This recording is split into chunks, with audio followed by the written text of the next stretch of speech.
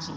You had an absolutely fascinating session on cellular therapy with maybe more points of divergence coming out in some areas than otherwise.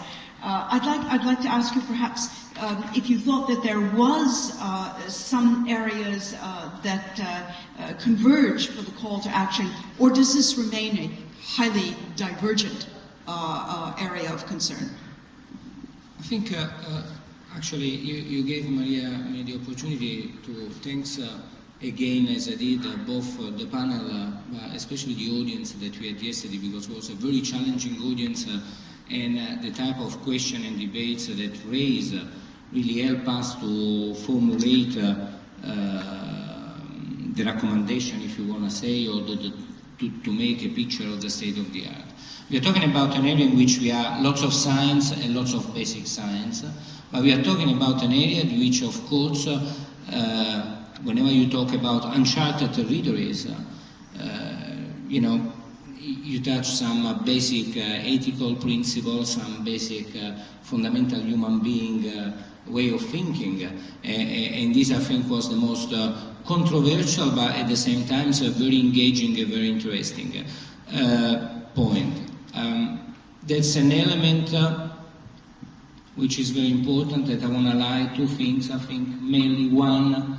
When we talk about cellular therapy, we don't talk only about stem cells, and we don't talk only about embryonic stem cells, because I would say that actually the hot debate is in the potential use or the use of embryonic stem cells, where we heard yesterday also from some representatives of like theologists, like that the use of other stem cells, the use of other type of stem cells, I mean, is not a controversial one. And again, cellular therapy is also cartilaginous cells. There are some applications that are running today. There's some bone marrow transplantation. It's a broad field which needs, of course, to be better understood. And this, I think, is one of the key messages that come out from the session, if I can say, keeping an open debate on all these ethical, societal perspective of science, of the potentiality of science, but also, and as we heard strongly from two patient representatives that we had in the panel, having this debate not just floating as a ball you know, in the air, but really well connected and having the patient needs at the center of this debate. Because, you know, it's nice to have speculation on is that the right way of doing research, yes or not, but on the other way you say why you're doing that. So keeping always at your horizon that the major effort to find solutions that can be made available to patient needs, and in some cases, if you talk about some genetic disease and other type of rare condition, or really meat that are completely unmet today. Is there in your some of the key tracks? By the way, this is pages. I'm looking at pages 21 and 22 in the area. You call for improved dialogue. Where and how should this take place? At national level, or is this something that has an international scope? I think we can't deny and can only be helpful the fact that in the recent years, in a couple of decades, it's always increased more and more the scrutiny, the societal scrutiny of what science is doing. So in a certain way, it's always been maybe in the past perceived a kind of a secretiveness of science, was not transparent, was not visible, and I think that you know, thanks to the media, but thanks, as we were talking before, lots of patient advocacy activity has made much more transparent, as get engaged in these type of dialogues. We think, I'm going to say we, just collecting the overall messages from the session, there was a real call to say, make sure that advancement in science in this specific field are always accompanied in parallel from a continuous dialogue all right. Now, where this dialogue should happen? I mean, I would say everywhere. You have everywhere, you can have in television, in newspaper. I think that sometimes you try speculation on the potentiality of stem cells from tabloid like The Sun to more sophisticated British Journal of Medicine. So there's not really a specific place. The fact that it's important that we overcome emotive or emotional statements that risk more to polarize rather than to find a common and agreed solution.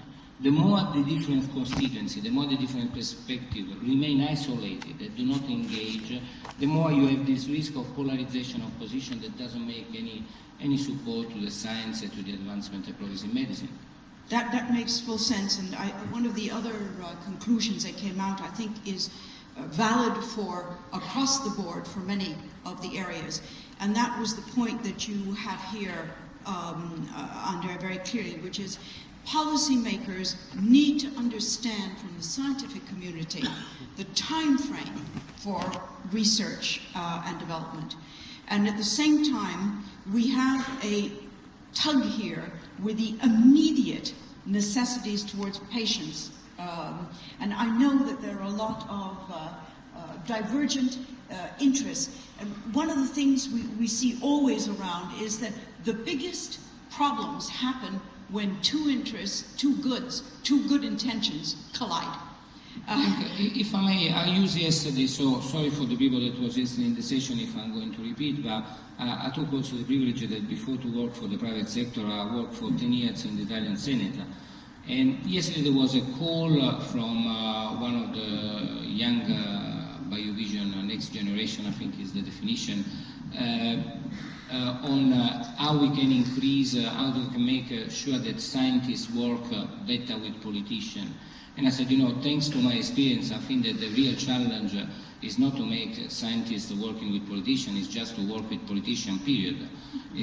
That's really the aim of all. And why I'm saying that? I'm saying that because the horizon that normally politicians they have, I mean, it doesn't rarely overcome the 5 years. I mean, from the president of US that has 4 years term to, I mean, the day after the election is thinking immediately how I can get re-elected in 4 years. And the time frame of Italian politicians? Exactly. I read an average in Europe, came from a Eurobarometer's data, that average a Ministry of Health and a Ministry of Research doesn't last more than 3.5 years.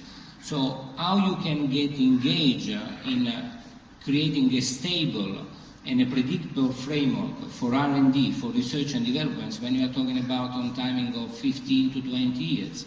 And this, I think, really is a matter of fine-tuning and having a good understanding, because, you know, science needs also a framework that can develop, in which they can develop and give results.